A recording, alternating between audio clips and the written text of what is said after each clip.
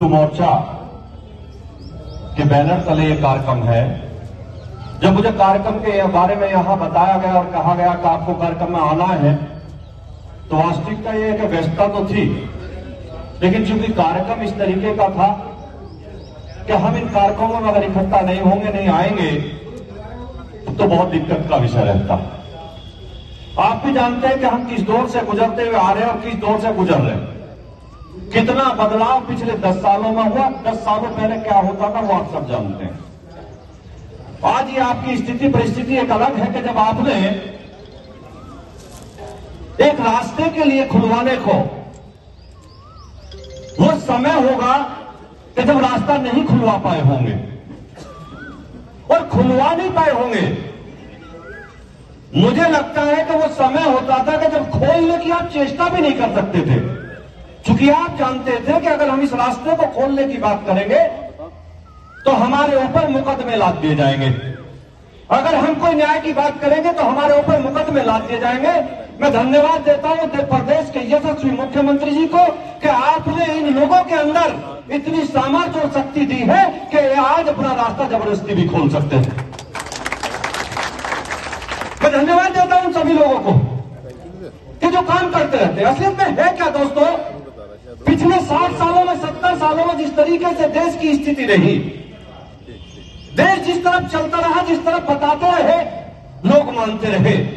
एक बड़ी विडंबना की बात है कि जब से देश आजाद हुआ तो क्या सुनते थे कि अकबर महान था, गौरी महान था, शाहजहां महान था। आपने यह इतिहास में पढ़ा होगा, कोई ऐसा नहीं है, इतिहास में पढ़ा होगा, चूंकि इतिहास हमें गलत पढ़ाया गया। एक आक्रांताओं को, आतंकियों को, गुंडों को, 2-2 पैसे के गुंडों को महान बताया गया। क्यों बताया गया कि जब से देश में कांग्रेस की सरकार बनी, उस सरकार ने, अगर एचआरडी मिनिस्टर का आप इतिहास उठा के देखेंगे तो एक ही वर्ग का एचआरडी मिनिस्टर बनता रहा। और जो महान थे, छत्रपति शिवाजी, महारानी लक्ष्मीबाई, अहिल्याबाई होलकर, महाराणा प्रताप, पृथ्वीराज चौहान, उन्हें इतिहास से गायब करते रहे। सही मायने में आज की तारीख में अगर भारतीय जनता पार्टी की कोई सरकार काम कर रही है तो विकास का काम तो एक तरफा हो रहा है और होता भी रहेगा, लेकिन इस समाज को सही दिशा देने का काम कर रही है और सही इतिहास पढ़ाने का काम कर रही है। आप जानते हैं दोस्तों, पिछले, ये कोई राजनीतिक मंच नहीं है, लेकिन मैं आपको बताना चाहता हूं, पिछले कुछ दिनों आपने चुनाव में देखा होगा, कांग्रेस पार्टी के पूर्व अध्यक्ष एक किताब लाल लेकर फिरते थे। उस लाल किताब पे ऊपर लिखा हुआ था संविधान। अंदर से ये अलग बात है, वो कोरी थी, अंदर उसमें कुछ नहीं था, ये सब जानते हैं। लेकिन वो कहते थे कि भारतीय जनता पार्टी संविधान बदलने का काम कर रही है। मैं आपको बताना चाहता हूं, जब कांग्रेस की सरकार देश में रही तो 80 से 85 बार संविधान को बदला गया। संविधान बदला गया, अपने हिसाब से संविधान को मोड़ा गया। लेकिन आज कहते हैं कि संविधान बदलने का काम भारतीय जनता पार्टी कर रही है। बाबा साहब भीमराव अंबेडकर के द्वारा बनाया हुआ संविधान, भारतीय जनता पार्टी ये चेष्टा कभी नहीं करती कि उसके साथ कोई छेड़छाड़ की जाए, लेकिन भारतीय जनता पार्टी एक काम जरूर करेगी।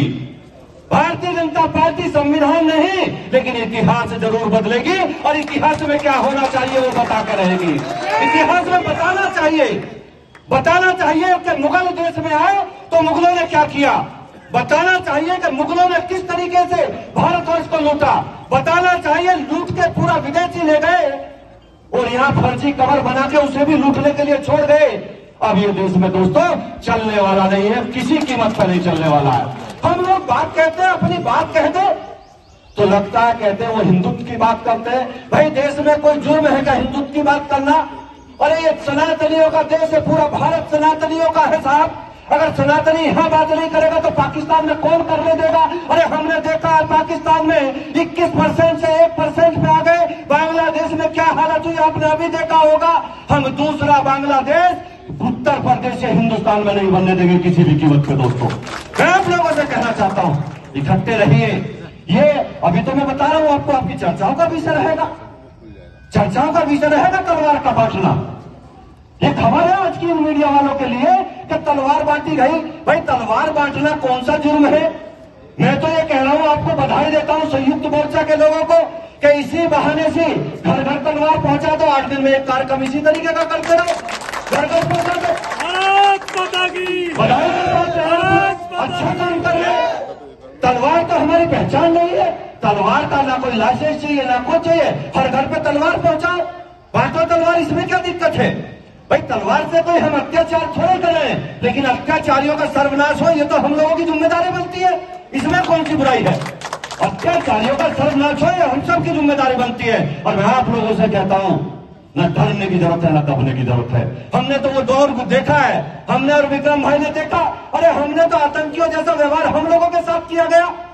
आपने देखा होगा जब मुजफ्फरनगर में दंगे हुए, दंगा करने वाले बिरयानी कह रहे थे और हम और विक्रम सैनी जैसे जेल में पड़े थे, जेल में पड़े थे और जेल में पर्दाजा झेल रहे थे। और आपने देखा होगा जब भी न विक्रम सैनी न संजीव सोम किसी ने न दबने की कोशिश की थी न दबा था, मुंह तोड़ जवाब दिया गया था। दोस्तों एक समय था समाजवादी पार्टी की सरकार हुआ करती थी उत्तर प्रदेश में, हम लोगों पर रासुका तक लगाई गई, हम लोगों पे आतंकवाद तक के मुकदमे लगाए गए, मुझ पे खुद आतंकवाद तक के मुकदमे लगाए गए।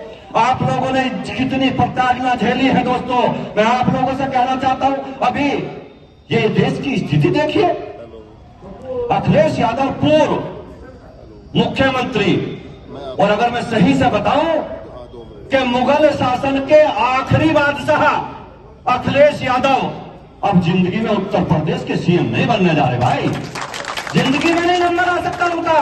और वो बात करते पीडीए की, अरे पीडीए का ऐसा कौन सा काम है जो आप पीडीए का काम करते हो? पीडीए की तो फुल फॉर्म भी लोगों को नहीं पता।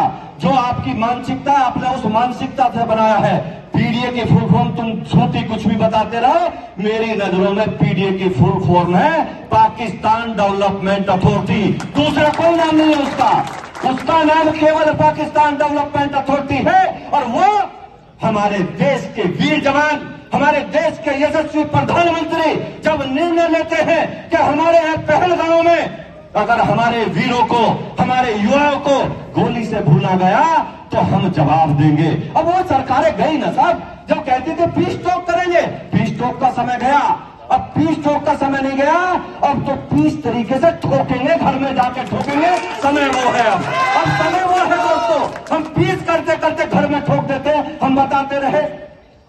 देखिए पूरी दुनिया को ये पता था कि आज कल का दिन है भाई। मीडिया कह रही थी परसों को देखिए क्या होगा, परसों को देश के प्रधानमंत्री और सेना क्या करेंगी। सब ये चिल्लाते रहे और कहते रहे कि कल होगा परसों होगा। पाकिस्तान को ये भी नहीं पता था, तेरे घर में आकर ठोक गए।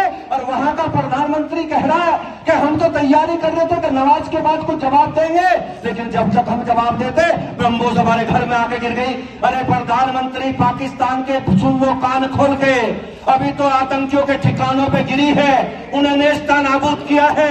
अगर आप अभी भी नहीं समझे, अभी भी नहीं सुधरे तो पाकिस्तान को नक्शे से मिटा दिया जाएगा, ये आपको समझना पड़ेगा। मैं आप लोगों से कहना चाहता हूं, बहुत लंबा चौड़ा भाषण देने का विषय नहीं, लेकिन आप लोग बैठे थे तो मैंने थोड़ा सा बोल दिया। मैं एक ही बात कहूंगा दोस्तों कि इकट्ठे रहिए, जातियों में मत बटिए। नेता नगरी आएगी आपको जातियों की बात करेगी, आपको जातियों के नाम पे बांटने का काम करेगी।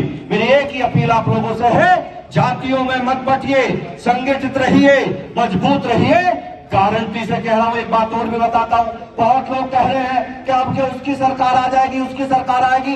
25 साल तो भारत में अभी किसी की सरकार आने वाली नहीं है, ना उत्तर प्रदेश में ना पूरे भारत में। भारतीय जनता पार्टी की सरकार रहेगी। अब क्यों रहेगी भाई, क्यों रहेगी? आप भी जानते हैं कि 370 हटाना था, हट गया ना, 35 से हट गई ना। लोग कहते थे कि राम मंदिर नहीं बन पाएगा, राम मंदिर की अगर बात हुई तो देश में आग लग जाएगी। अरे देश में आग लगना तो दूर, 35 से भी हट गई, 370 भी हट गई, और आप देखिए राम मंदिर भी बन गया। एक उपला भी जला पाया कोई भाई? जो देश में आग लगाने की बात करते थे वो उपला भी जला पाया क्या? अभी लोग कह रहे हैं अध्यक्ष जी कि जब तक तो भारतीय जनता पार्टी जाती नहीं, जब तक मथुरा और काशी दोनों का निर्णय होकर यहाँ नहीं बन जाता तब तक कोई नहीं जा रहा भाई। अभी तो लोगों ने मन बना लिया कि काशी मथुरा दोनों भव्य राम मंदिर, जैसे राम मंदिर बना ऐसे ही दोनों जगह मंदिर बनने जा रहे हैं। मैं लोग कहते हैं विवादित बात करता है। मैंने एक बात पीछे अभी एक मंच से कह दी थी कि जब ये बताइए काशी में या मथुरा में हम लोगों के मंदिर गिराए गए तो किसी कोर्ट का आदेश लिया था क्या? तो हम कौन से कोर्ट के आदेश की अवहेलना कर रहे हैं? जब उन्होंने आदेश नहीं लिया था, आज जरूरत हमें नहीं होनी चाहिए कोर्ट के आदेश की। आज निर्णय है कि काशी और मथुरा दोनों जगह भव्य मंदिर बनना चाहिए।